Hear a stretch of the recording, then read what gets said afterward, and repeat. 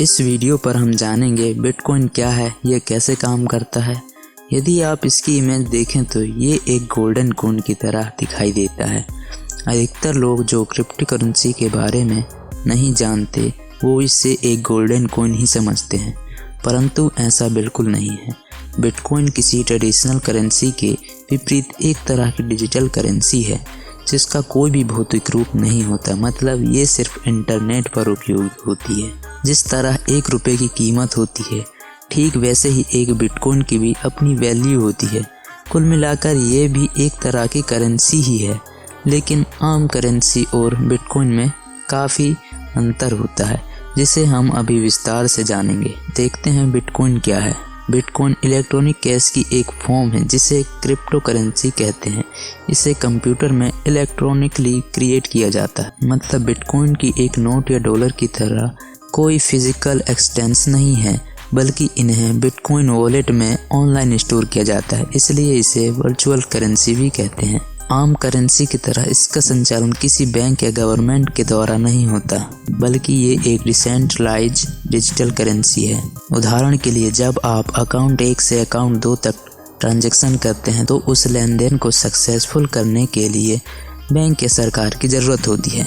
Bitcoin में ये नहीं होता, बल्कि इसमें पीयर टू पीयर टेक्नोलॉजी का यूज़ होता है, मतलब नेटवर्क पर सभी मेंबर्स एक दूसरे से कनेक्टेड होते हैं, जिससे ट्रांजैक्शन करते वक्त किसी मिडिलमैन की ज़रूरत नहीं होती। तो बिटकॉइन पूरी तरह से ओपन सोर्स है, हर कोई इसका उपयोग कर सकता है। इसके ट्रांजैक्शन को क्रिप्टोग्राफी के माध्यम से नेटवर्क नोड्स द्वारा वेरीफाइड किया जाता है।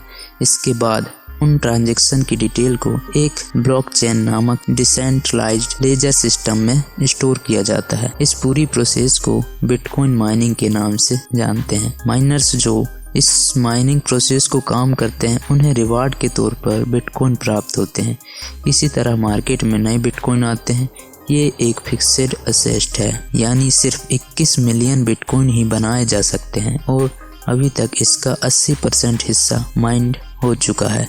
बिटकॉइन को हम दूसरे करेंसी, प्रोडक्ट और सर्विस से एक्सचेंज कर सकते हैं। बिटकॉइन किसने और क्यों बना? बिटकॉइन को 2009 में सतोशी नाकामोटो नाम के व्यक्ति द्वारा रिलीज किया गया था। हालांकि इस नाम के व्यक्ति का आइडेंटिटी वेरिफिकेशन अभी तक नहीं हुआ। ऐसी खबर भी आती है कि कोई पर्सन ना होकर एक ग्रुप ऑफ पीपल भी हो सकता है। परंतु एक क्वेश्चन जो आपके मन में जरूर उठता होगा कि आखिर बिटकॉइन को क्यों बनाया गया। इस मिस्ट्री पर से पर्दा तब उठता है जब आप सतोशी नाकामोटो द्वारा पब्लिश एक प्रपोजल पर नजर डालते हैं। इसका शीर्षक इस प्रकार है, bitcoin a peer to peer electronic cash system. Post के अंतर्गत बिटकॉइन की पूरी जानकारी दी है। इसके एक अनुच्छेद में बिटकॉइन को बनाने के पीछे का उन्होंने लिखा है कि कन्वेंशनल करेंसी, मतलब पारंपरिक करेंसी के साथ मूल समस्या ये है कि उसके लिए बैंकिंग सिस्टम पर डिपेंड रहना पड़ता है। उनका ये भी मानना है कि बैंकों पर हमारा पैसा पूरी तरह सुरक्षित नहीं है और वे हमारे साथ स्कीम के नाम पर काफ़ी ठगी करते हैं। इतिहास उठाकर देख लें तो यह बात सच भी है, ऐसी कई घटनाएं हुई हैं।